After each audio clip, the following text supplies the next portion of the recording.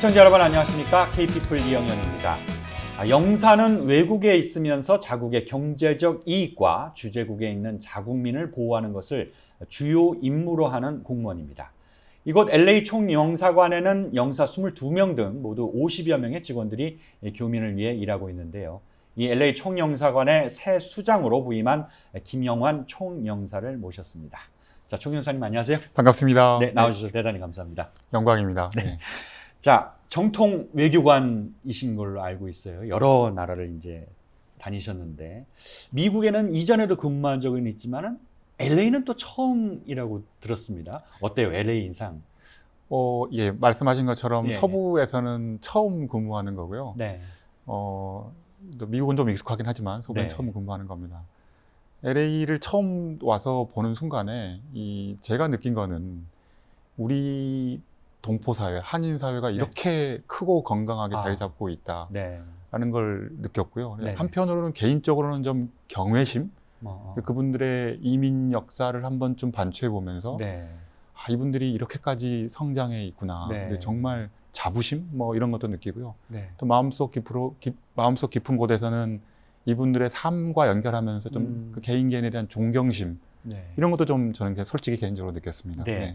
지난 21일서부터 이제 부임을 하셔서 공식 업무를 시작을 하셨는데 그래서 그런지 몰라도 교민들을 많이 만나고 다니셨다고 들었어요. 맞습니다. 교민들께서 어떤 얘기를 좀 많이 하셨는지 그게 또 궁금해요.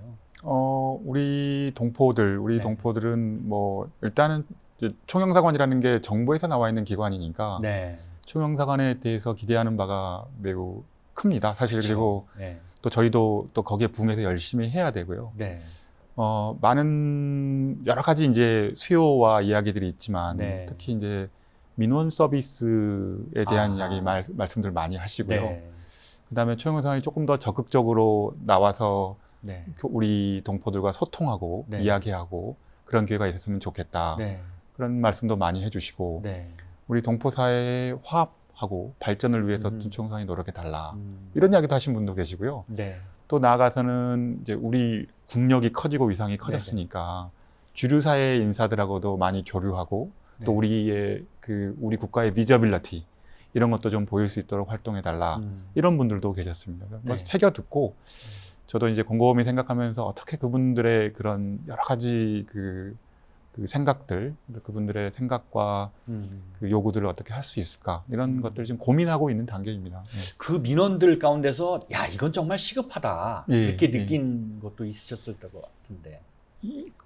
많죠. 네. 많은데 일단은 이제 구체적으로는 우리 동포 사회에서 특히 LA 같은 지역에서는 네. 이 이중국적 문제라든지 네. 또 그리고 코로나 이후에 그 한국 방문과 관련한 자가격리 해제, 격리 해제 이런 문제들을 많이 하시고 보다 구조적으로 그리고 보다 더 큰 틀에서는 이제 지금 에이전 헤이트 크라임 이게 지금 미 전역에 특히 뉴욕이나 또 대도시에 나오고 있는데 그런 걸 막기 위해서 어떤 정부 차원의 노력 뭐 이런 문제를 제기하신 분도 있고요. 그런 거는 총영사관이 적극적으로 나서서 특히 에이전 헤이트 크라임 같은 경우에는 있을 수 없는 일이기 때문에 정부 차원에서 또 총영사관 차원에서 좀 적극적으로 나서서 활동해야겠다라는 생각을 좀 저는 가졌습니다. 사실 여러 민원들이 있었을 텐데 또 총영사관으로서는 당장 또 해결할 수 없는 민원도 있잖아요. 그런 민원도 또 있을 텐데 조금 얘기를 해주신다면은. 뭐 말씀하신 것처럼 이제 결국엔 수요와 공급의 문제인데 이제 아무리 이제 수요를 알고 고치고 싶은 마음이 많지만 또 구조적으로 저희가 갖고 있는 인프라의 한계 같은 게 좀 있습니다. 그러니까 예산의 결국엔 한국 정부에서 해야 되는 부분인데 예산의 제약, 그다음에 인원의 제약 이런 부분들이 우리 동포 사회의 요구를 완전히 미트하기는 어려운 부분이 있거든요. 이제 그런 구조적인 문제점들을 어떻게 해결할 수 있을까? 그리고 또 우리가 어려운 부분은 이런 거는 어렵습니다. 이게 사실 구조적으로 이런 제약이 있습니다라고 좀 솔직하게 말씀을 드리고 이해를 구하고 이런 작업, 소통하는 작업이 굉장히 필요하겠다는 생각을 했고요. 그럼에도 불구하고 총영사관이 자체적으로 절차를 개선하거나 아니면 노력을 통해서 할 수 있는 것들은 현 인프라 내에서 그런 것들은 좀 찾아서 적극적으로 해야겠다. 네. 이런 생각들을 주로 하고 있습니다. 네. 그 부임하신 다음에 이제 직원분들하고 또 이야기를 나눠보셨을 것 같아요. 네. 직원분들이 이제 사석에서는 바깥쪽에서는 총영사님을 이제 사장님이라고 이렇게 그래요? 부르시는데 네. 그 부임하시고 난 뒤에 직원들을 만나서 어떤 이야기를, 어떤 당부를 하셨는지 그게 또 궁금해요. 뭐 먼저 그 사장님이 아니고 저는 이제 잠깐 뭐 어느 특정 기간 동안에 와 있는 뭐 CEO, 고용 CEO 같은 거고요. 네. 저는 이제 그 제 경험과 지식을 바탕으로 네. 우리 조직, 총영사관이라는 조직을 효율적으로 운영을 해서 네. 결국에는 정부의 목표와 우리가 각 총영사관이 갖고 있는 당면 과제들을 이제 우리 조직을 통해서 실현해 나가는 게 저의 임무이기 때문에 사장님보다는 CEO, 뭐 전문 경영인, 잠깐 그 어느 특정 기간 동안 와 있는 전문 경영인으로 봐야 될 것 같고요. 직원들도 고충이 많아요. 예. 그 제약 조건 하에서 최선을 다하지만 또 그런 것들이 또 한계가 있기 때문에 고충이 많은데, 제가 직원들한테 한 이야기는 일단 다양한 구성원들이 있기 때문에 공간에 네. 뭐 그 채용 경로라든지 또 여러 가지 또 서울의 원소속 부처든 다른 여러 가지 다양한 직원들이 있기 때문에 그 직원들 사이에서 소통을 통해서 하여튼 업무의 비효율을 제거하고 하여튼 하나의 조직으로서 우리 동포사의 요구, 그다음에 동포사의 수요 이런 것들 효율성 강화와 또 가버넌스를 고칠 수 있는 게 있으면 고쳐서 그런 거를 만족시켜 드리자. 네. 이런 말로 이제 업무를 시작했습니다. 예. 근데 이제 일단 이제 일이 있고 또 이제 관계, 여러 사람들이 모여서는 관계도 있고 또 한국이 아니라 해외에서 있기 때문에 그렇죠. 네. 직원분들의 고충도 좀 전에 말씀하셨지만 상당할 것 같은 좀 직원들의 민원도 좀 들으셨는지, 어떤 민원들이 있는지. 일단은 우리 이제 창구에 있는 직원들, 또 직접 그 우리 동포 분들을 상대하면서 민원 서비스를 제공하고 있는 직원들은 본인들의 그 가용한 시간에 비해서 업무량이 굉장히 많거든요. 네. 그래서 그분들이 업무량을 많이 하고 노력을 함에도 불구하고 현실적인 제약 때문에 못 도와드리는 부분, 뭐 이런 이야기들, 제가 그런 문제가 있다라고 하면 그런 부분을 듣고 있고요. 예. 내부적으로도 조금 더 이렇게 효율적으로 일할 수 있는 그런 환경을 만들어 나갈 필요가 있다. 네. 뭐 이런 거 또 많이 듣고 있습니다. 그리고 일단은 동포사회가 큰 만큼 동포사회의 요구가 많고 또 우리가 할 수 있는 부분은 또 적은 제한된 부분이 있고 그러니까 그거를 그 갭이 가져오는 고충, 이런 것들을 좀 뭐 그런 게 어려움이 있습니다라는 이야기를 듣고 있습니다. 두루두루 듣고 있습니다. 제가. 네. 사실 그 외교관이라는 직업으로만 따져서 사실 선망의 대상이기도 하고 한 나라를 대표하기 때문에 어찌 보면 화려해 보이기도 하는데 실상은 그렇지 않고 굉장히 고달프다고 들었거든요. 그 이제 알려져 있는 게 이제 외교관들이 이제 그 와이닝 앤 다이닝 하면서 주로 이제 외교 활동을 하면서 외교관의 이제 주요한 일이라는 게 정보를 수집하고 분석하고 그걸 또 이제 관찰하고 이런 거기 때문에 그런 계기가 되는 게 이제 식사나 미팅이기 때문에 사교 활동이기 때문에 와이닝 앤 다이닝에서 이제 화려하게 돼 있는데 사실은 그거는 겉으로 드러나는 모습이고요. 실제로는 진짜 그 많이들 노력하고 그다음에 그 여러 가지 일들을 많이 하고 있습니다. 일반 그 돌아와서 또 거기에 대한 그 본인이 관찰한 거에 대한 평가 이런 것들도 공유해야 되고 여러 가지 어려운 점들이 술이 취하면 안 된다고 들었어요.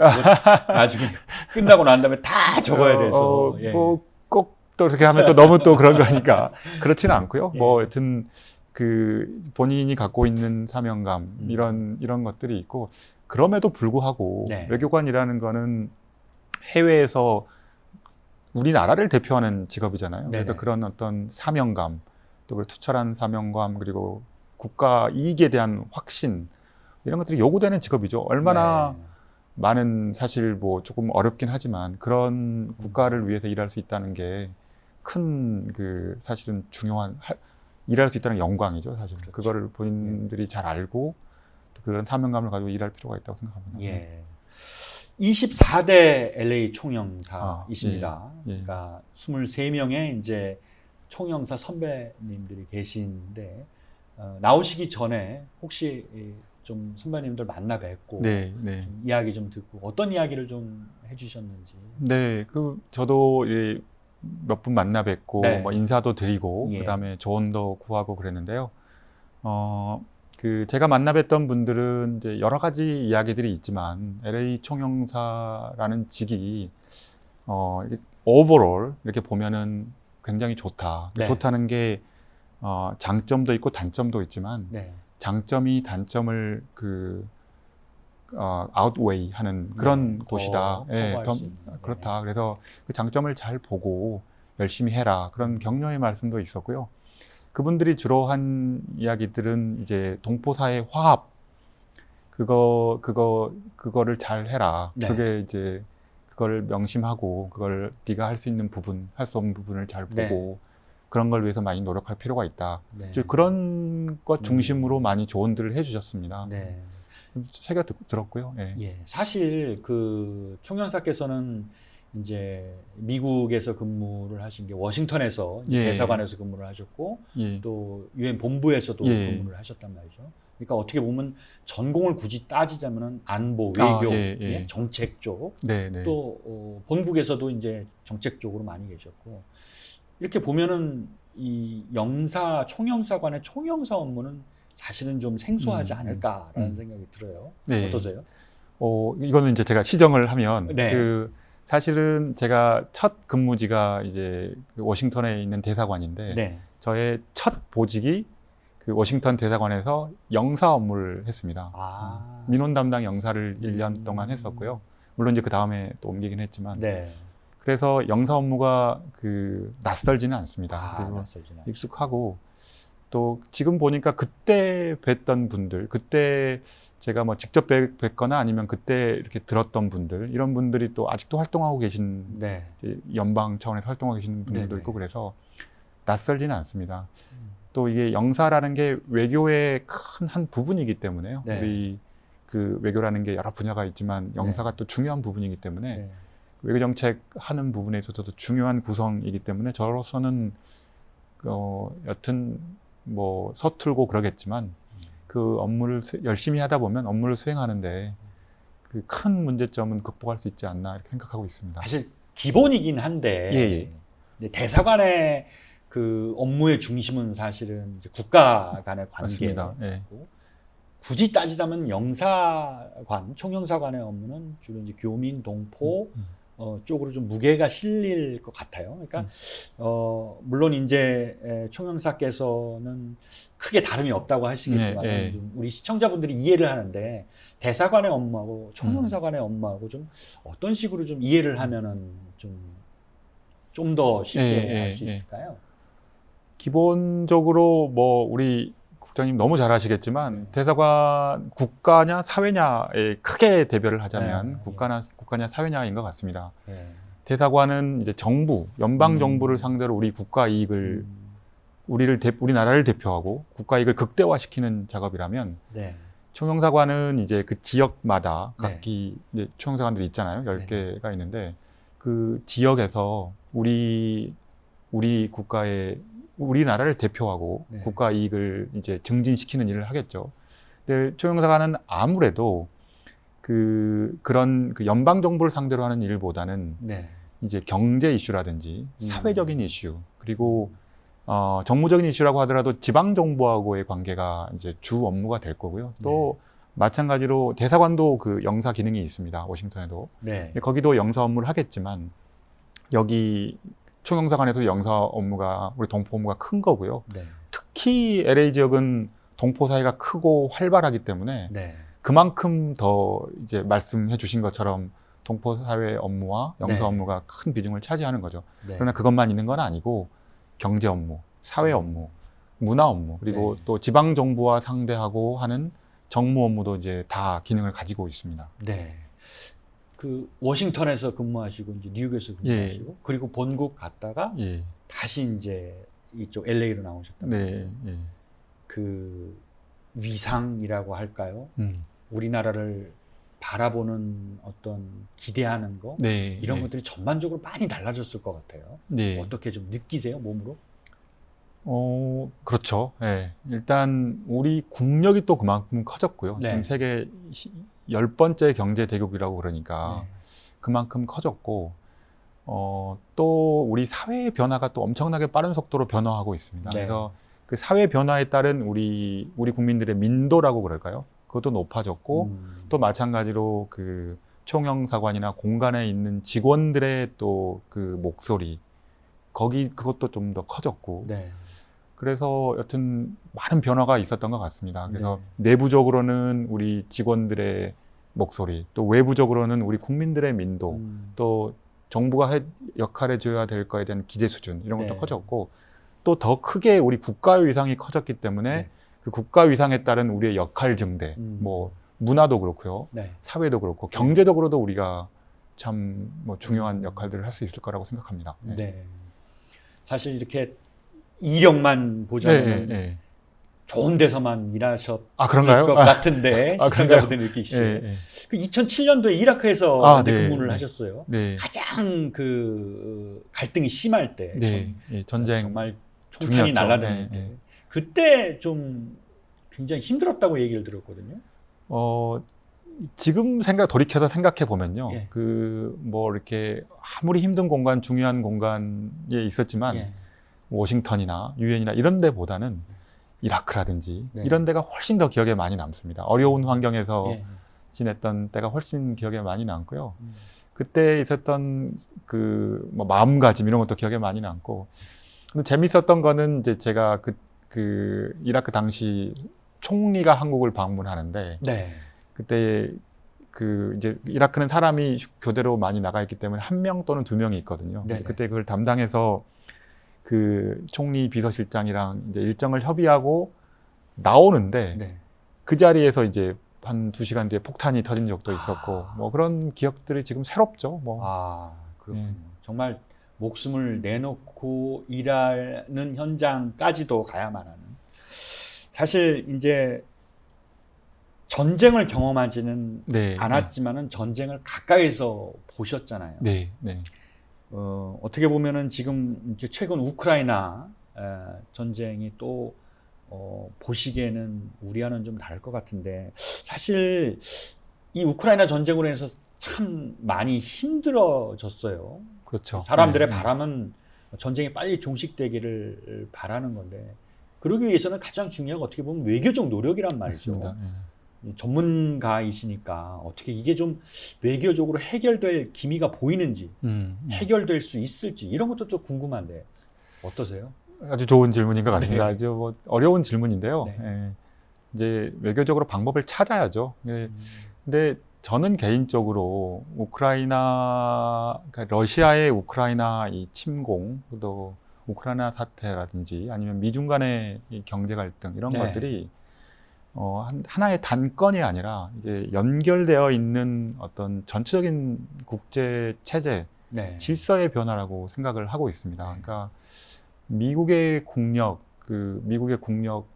변화, 그다음에 중국과 그걸 보고 있는 그 틈을 활용하는 중국과 러시아의 그 어떤 그런 태도, 이런 그 힘의 전이에서 나오는 조정 과정이라고 생각하고요. 국제 질서가 이제 다시 이제 재편되는 과정이지 않나라고 보고 있고, 냉전 이후에 그 만들었던 미국 주도의 그 견고한 국제 질서가 그 중국의 부상과 또 상대적인 미국 국력의 쇠퇴에 따른 그 체제 변환의 일환으로 약간 있지 않나 보고, 그럼 구조적인 문제이기 때문에 굉장히 사실은 어려운 거죠. 어려운데 그럼에도 불구하고 외교라는 건 항상 대화하고 소통하고 거기서 방법을 찾아 나가는 거기 때문에 결국은 전쟁 중에서도 뒤에서는 대화를 하는 거기 때문에 그런 면에서는 그 외교적으로 방법을 찾아야 할 책무가 그 현장에 있는 외교관들한테는 있다고 저는 생각을 합니다. 사실 답이 없어 보이잖아요. 답은 쉽진 않죠. 그렇지만 이제 우리 쿠반 미사일 크라이시스에서도 네. 사실은 겉으로 나오는 것만 보면 답이 없었지만 네. 결국에는 비하인드 씬에서 서로 대화하고 타협함으로써 방법을 찾아냈잖아요. 네. 그런 노력들을 하고 있을 거라고 생각하고 네. 또 그러한 노력들이 성과가 있기를 개인적으로 기대하고 있습니다. 네. 사실 이제 이런 세계적인 어떤 갈등 상황을 보면서 우리나라가 어떻게 그렇죠. 보면 가장 중요하잖아요. 예. 근데 맨날 중간에 껴 있어서 어떻게 할지를 몰라서 특히 이제 미국과 중국이 굉장히 서로를 이제 경계하는 상황에서 우리나라는 어떻게 해야 되는지 또 국민들은 이런 외교적 상황을 어떻게 이해를 하면은 좋을지 나는 그 궁금증도 있어요. 맞습니다. 또 역시 좋은 질문이신데요. 감사합니다. 여튼 이제 변화하고 있는 세계 속에서 그래도 네. 새로운 도전들이 나오고 있잖아요. 뭐 그 코비드 19과 같은 팬데믹 상황, 네. 그다음에 기후 변화와 같은 환경적인 변화, 여러 가지 챌린지, 도전이 오고 있는데 그 속에서 여러 가지 혼란스러울 거라고 생각이 됩니다. 근데 아무튼 우리 국민들, 우리 국가 입장에서는 가장 중요한 거는 우리 국가의 이익이 무엇이냐, 네. 우리 국민들에게 가장 좋은 건 무엇이냐를 예. 기본으로 봐야 될 것 같고요. 그래서 네. 끼어 있다고 하지만 그거를 기준점으로 보고 우리의 스탠스를 잡아 나간다면 그거는 뭐 어렵지 않을 거라고 생각을 개인적으로 하고 있고요. 네. 그리고 뭐니 해도 우리 외교의 근간은 한미 동맹입니다. 그러니까 그 한미 동맹을 기반으로 네. 우리가 그 대중관계도 할 수 있는 거고 중국에게 우리가 매력적인 거는 중국이라는 게 있어서 우리가 매력적인 거는 그 한미 동맹이 있기 때문에 매력적인 거거든요. 그래서 네. 한미 동맹이 기반이 돼야 되고 그걸 기반으로 중국과도 조화로운 관계를 유지해야 되고 네. 그런 것 같습니다. 그리고 뭐 네. 한반도 상황도 한미 동맹을 통해서 관리가 돼야 되고 이렇게 생각하고 네. 있습니다. 아까 그 답이 없어 보인다 네, 제가 네. 이제 말씀을 드렸는데 실제적으로 총 회장님께서 경험하신 그 답이 없어서 정말 고생을 하고 어려웠고 그래서 막 좌절하고 막 그런 적도 있으셨어요? 그런 경험이 있어요? 개인적으로도 많고 뭐 네. 국가적으로도 많죠. 지금 좀 업무를 개인적으로, 하면서도 좀 이야기를 해주신다면 사례를 많죠. 사례까지는 글쎄 너무 어려워서 정말 저는 뭐 이렇게 아까 말씀해 주셨지만 많은 부분을 이제 한반도 안보 문제를 하는데 이제 제 경력이 많이 있었고요. 예. 그래서 경력이 그쪽에 많고요. 근데 그 과정을 하면서 참 힘들구나. 이게 노력한다고 되는 게 아니구나. 이게 구조적으로 이런 문제가 얽혀 있으면 네. 해결하기가 굉장히 어렵겠구나라는 네. 생각들을 많이 했었습니다. 근데 네. 외교라는 거는 그럼에도 불구하고 계속 대화하고 또 대화를 통해서 방법을 찾아 나가고 또 그러한 모습 자체가 국민들에게 안심을 주는 거기 때문에 네. 정부가 나서서 외교를 통해서 문제를 해결한다라는 그 명제 하나 자체가 또 하나의 다른 메시지를 주기 때문에 그럼에도 불구하고 그런 노력은 계속해서 이루어져야 되고요. 또 그런 걸 통해서 또 방법이 찾아질 수 있고 저는 개인적으로 그렇게 생각하고 있습니다. 자, 그러면은 좀 어려운 거는 네. 조금 얘기하기 힘드신 것 같아요. 그러면은 반대로 예. 뭐 큰 성취감을 느꼈던 점. 근데 내가 이걸 열심히 해가지고 좋은 결과가 나와서 야, 내가 정말 외교관으로서 정말 뿌듯하다. 이랬던 사례. 글쎄요, 그것도 몇 개가 있는데요. 근데 그것도 지금 생각해 보면은 제가 그때 당시에 개인적으로 영광스럽다고 했던 뭐 부시 대통령도 옆에서 봤었고 네. 그러면서 뭐 면담에서도 하시는 말씀도 들었고 이제 그 주니어 부시 네. 봤었고 또 이렇게 중국에 있을 때는 또 남북 간의 그 이제 비핵화 회담이 있었던 현장에도 있었고 그랬는데 그런 기억도 아주 좋지만 저는 이제 그것보다는 이제 구체적인 성취감이 있었던 것들. 네. 이제 제가 가장 최근에 서울에서 이제 그 국무조정실에 있었는데 네. 그때 이제 최근에 아프간 사태가 나면서 난민들이 네. 들어왔던 적이 네. 있습니다. 서울에 들어왔는데 물론 이제 우리 외교부가 전면에 나서서 미국과 그다음에 아프간 정부와 조율해서 그 한국을 도와준 네. 아프간 이제 현지인들을 이제 데려왔는데 네. 저는 이제 그 업무에 개입된 건 아니고요. 네. 이제 진천에 내려가서 주민들을 설득하고 네. 그 주민들의 요구사항도 듣고 어려운 과정이더라고요. 그것도 요구사항을 듣고 직접 설득하고 하는 그 프로세스에 개입이 돼 있었습니다. 그 정부 부처들을 모아서 조율하고 답을 찾아내고 개인적으로는 가장 최근에 그런 기억들이 더 오래 남는 것 같습니다. 역시 외교는 소통이고 설득이고 그런 것 같습니다. 그렇군요. 예, 예. 자, 임기 동안 목표? 예, 네, 목표가 예. 좋겠군요. 어떤 게 있을까요? 이게 제가 뭐 성과라고 이게 방향이다 이렇게 내놓기에는 제가 아직 미숙한 부분이 있습니다. 조금 더 대화하고 우리 직원들하고도 대화하고 우리 한인 사회하고도 소통하고 네. 더 경험을 가지고 이제 방향을 정해야 하겠지만 네.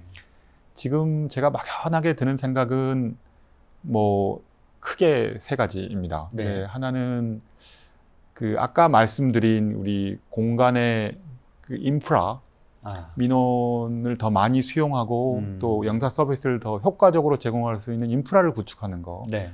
그러기 위해서는 노후된 그 공간을 조금 전면적으로 네.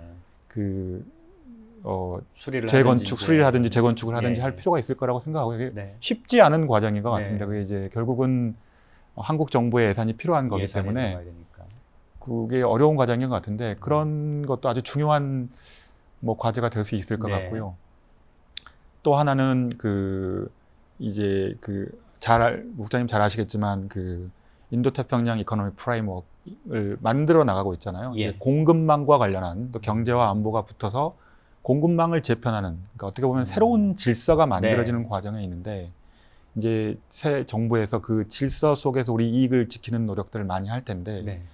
LA에 있으면서 LA가 갖고 있는 그 중요한 기능들이 있거든요. 네. 태평양의 물류가 그렇죠, LA를 물류. 통해서 예. 미 본토로 들어가니까 LA가 갖고 있는 그 기능을 살려서 이 LA에서 얻을 수 있는 정보, 역할, 그 공급망을 재편하는 과정에서 그러한 우리 공간의 역할을 경제적으로 그 서울에 계속 그런 그 작업을 할 때 도움이 될 수 있는 그런 것도 해보고 싶고요. 마찬가지로 우리 LA가 문화의 중심이기 때문에 그렇죠. 그 한류가 들어오고 K 컬처가 들어오는 중심이기 때문에 거기서 LA만이 할 수 있는 문화적인 중심으로서 서울이 참고할 수 있는 그런 기능도 조금 해보고 싶고 또 우리 동포 사회가 크기 때문에 네. 이 동포 사회 큰 동포 사회를 이제 활성화해서 우리 동포들의 주류 사회 진출 뭐 이런 네. 것도 좀 도와서 또 효과적인 성과도 내고 싶고 네. 뭐 이런 생각이 막연하게 듭니다. 근데 이제 일이 보다 구체적인 거는 예. 보다 구체적인 걸 조금 더 보고 대화하고 네. 하면서 만들어 나가야 될 것 네. 같습니다. 들어보니까 다 필요한 일이에요.